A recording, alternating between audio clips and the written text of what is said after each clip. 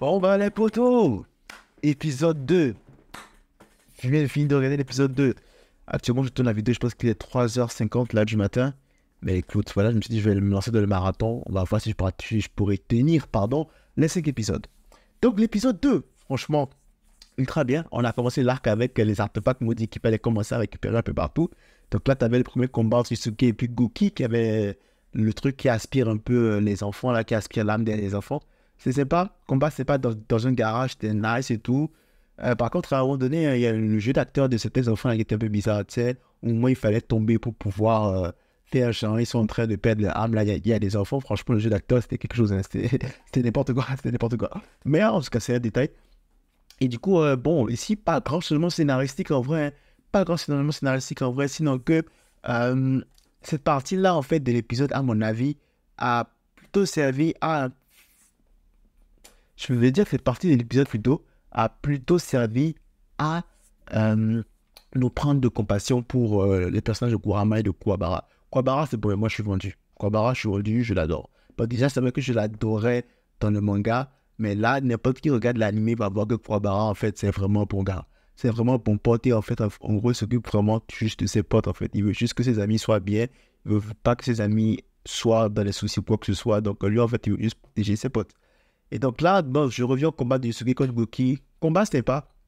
Le combat, c'est pas rien à dire.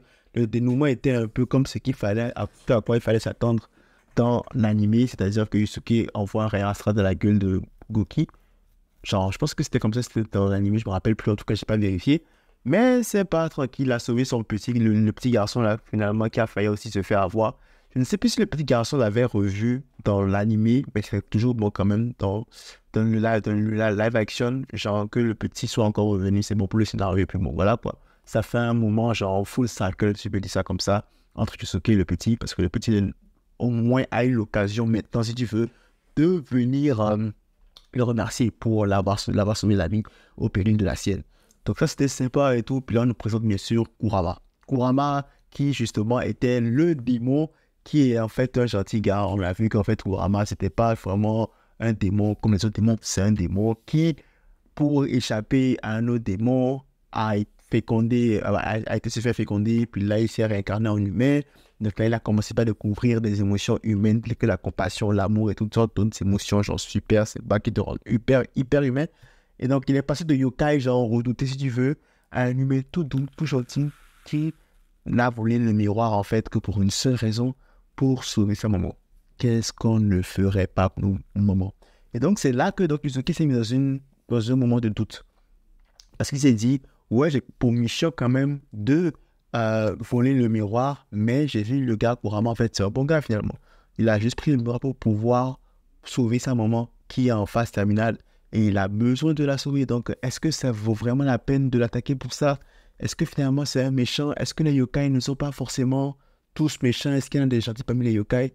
Donc là, il y a ce premier moment de doute là dans l'esprit de Yusuke. Et je trouve ça intéressant parce que ça permettra plus tard de favoriser les alliances peut-être entre humains et yokai, imaginons. Et de l'autre côté, même t'as Kuwabara aussi. Kuwabara aussi qui lui commence pas à découvrir. Et on commence pas à nous teaser un peu que Kuwabara, voilà quoi. Kuwabara peut voir les yokai, Kuwabara aussi pourrait avoir des pouvoirs comme Yusuke. Parce qu'on s'entend que Yusuke pour le moment est le seul humain qui ait des pouvoirs genre célestes et tout. Avec son rayon astral. D'ailleurs, le rayon astral, faut que je le mentionne, mais le rayon astral, il a de la gueule. Hein. Effets spéciaux là, il a de la gueule. Il a de la gueule, franchement, j'aime bien. J'aime bien. Franchement, je trouve ça super cool. Puis donc voilà, donc t'as Yusuke qui finalement, elle va aider Kurama parce que Kurama va faire le vœu avec le miroir maudit en mode, voilà quoi, je vais sauver ma mère. Sauf que le miroir maudit, eh ben, t'auras compris, aucun vœu ne se réalise sans rien en retour, en échange. Et donc ce miroir-là, il récupère la vie de celui qui demande un vœu. Quand même, hein. Quand même. En plus, le miroir, franchement, la gueule de miroir, dirait un iPad 10. On n'aurait pas pu prendre un vrai miroir, genre. Pourquoi ils ont pris un iPad 10? C'était quoi le but? Non, mais clairement, le miroir, c'est une tablette. Hein. C'est une tablette. On va pas se mentir, le miroir, c'est une tablette numérique. C'est pas un miroir, en fait. Pourquoi? Je sais pas pourquoi, mais bon, bref. Donc là, donc, t'as Yusuke qui est arrivé et tout pour aider Kurama. Kuwabara a voulu l'en empêcher parce que pour lui, les yokai, ça reste un démon. Mais bon, à la fin de cette histoire, il va lui aussi comprendre que voilà, les yokai ne sont pas forcément tous méchants, qu'il y en a qui sont gentils et que c'est vraiment en fait au jugement du personnage, au jugement de la personne, quoi, tu vois. C'est pas juste, ok, c'est yokai, ça reste le méchant. Non, il faut vraiment juger le caractère, faut vraiment juger le personnage avant de se dire, voilà, c'est mauvais, c'est gentil, bref. Donc, Kuwabara a pu finalement se rendre compte de ça. Puis Yusuke aussi, qui allait aider Kurama finalement et qui a proposé la moitié de sa vie. Au lieu que Kurama propose toute sa vie au complet pour réaliser le vœu, il a proposé la moitié, qu'il fasse moitié-moitié. Ce qui n'était pas comme ça dans le manga. Et à mon avis, je pense que c'est bien fait parce que ça permet de corriger une certaine erreur, si je peux dire ça, ou bien un non-sens scénaristique qu'il y a eu dans le manga. C'est que dans le manga, les deux se sont sortis indemnes. Juste parce que Yusuke est venu dire que voilà, prends ma vie à la place, le sacrifice de Yusuke a fait que le miroir, en fait, avait une émotion aussi. Il a dit, bon, finalement, ça m'a ému, donc je vous laisse aller, je réalise votre vœu, mais je ne peux rien en retour. Et ça, c'était un peu un truc de non-sens surtout, parce que voilà, quoi. Même le mec Yusuke, il vient de mourir et de revenir à la vie. Il fait la leçon de morale à Kurama, comme quoi tu ne peux pas sacrifier ta vie n'importe comment, parce qu'imagine que imagine ta mère en train de pleurer ta mort, et c'est lui-même qui est déjà mort et qui a vu sa mère pleurer sa mort, qui revient maintenant mettre sa vie en sacrifice. Genre, ça ne faisait pas de sens, et puis après, finalement, les deux sentir. Donc, de l'animé, cette partie-là, j'avoue que ça ne faisait pas vraiment trop de sens. Donc, on a laissé ça couler. Et je trouve que dans le manga, c'est bien qu'ils aient fait ça comme ça, parce que je pense que c'est une tentative. Une tentative de leur part de faire la correction de ce moment-là qui n'avait pas trop de sens, à mon avis. Bon, ça, c'est super. C'est des changements scénaristiques comme ça, j'aime bien. J'aime bien. Là, il y a une correction qui a été faite, puis voilà, quoi, on est bien. Genre, un moment qui n'avait pas de sens dans l'anime, prend tout ce sens maintenant dans le manga, et c'est bien. Là, maintenant, les deux ont vu leur espérance de vie diminuer de moitié, puis c'était le résultat normal. Le résultat normal, ils ont fait un pacte interdit, si tu veux, et ils doivent assumer les conséquences de leur pacte. Parce que, genre, la vie de la mère de Kurama n'a pas été sauvée, genre, en échange de rien.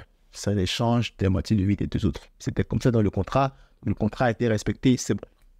Maintenant, je veux revenir un peu à l'autre choix scénaristique qui a été fait dans cet épisode. C'est que j'ai l'impression qu'on va combiner la partie de Yei et de l'objet maudit de Yei avec l'arc pour l'arc de la princesse des glaces. Parce que bon, on verra qu'il y a certains rapports là. En tout cas, on verra dans les prochains épisodes. Mais j'ai l'impression qu'en fait, il y aura cette combinaison là. Et c'est un peu... Je trouve que ça va aller un peu vite et j'ai peur. J'ai peur parce que là, finalement, ça veut dire quoi? Ça veut dire qu'on va faire un gros mélange parce qu'il y a l'affrontement entre Yusuke et Yei pour récupérer le troisième artefact. Et là, du coup, en même temps, on va switcher. Comment ça va se passer? On va switcher directement à l'arc de la princesse des glaces. Surtout que dans l'arc de la princesse des glaces, pardon, on a quand même Toguro qui nous attend. On a Toguro, le gros antagoniste qui nous attend. Genre le premier round. Et est-ce qu'ils vont tout donner? Parce que dans le trailer, j'ai cru voir qu'il y avait toute la team de Toguro là. Et là, j'ai peur parce que j'ai l'impression qu'ils vont nous sucrer beaucoup de choses. Beaucoup de choses. Et ça, j'aime pas ça.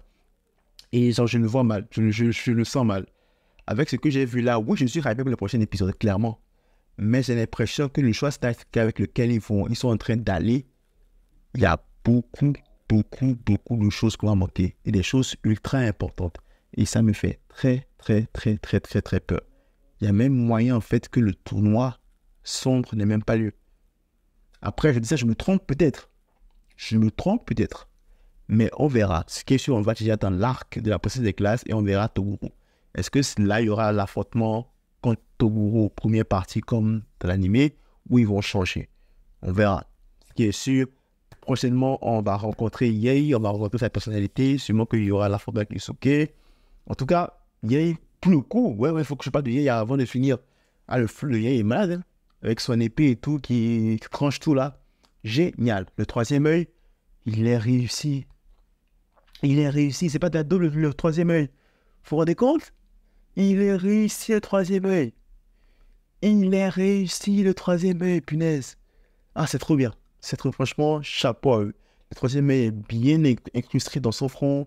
Il n'y a pas de truc trop chelou. C'est pas parfait, c'est réaliste. Et ça, c'est bon, j'aime ça et tout. Donc là, voilà quoi. Donc, il y a aussi la recherche de la princesse des glaces. On ne sait pas pourquoi pour le moment, pour ceux qui sont nouveaux dans le truc. Mais bon, nous, on sait. Et voilà quoi. Ça, c'est super. C'est sûr qu'il y aura un plot twist de malade pour les gens qui ne connaissent pas l'anime. Et il y a du beau. Il y a du beau à venir. Bon, donc, j'ai fini de faire la petite revue de l'épisode 2. Donc là, je retourne pour regarder l'épisode 3. À tout à l'heure.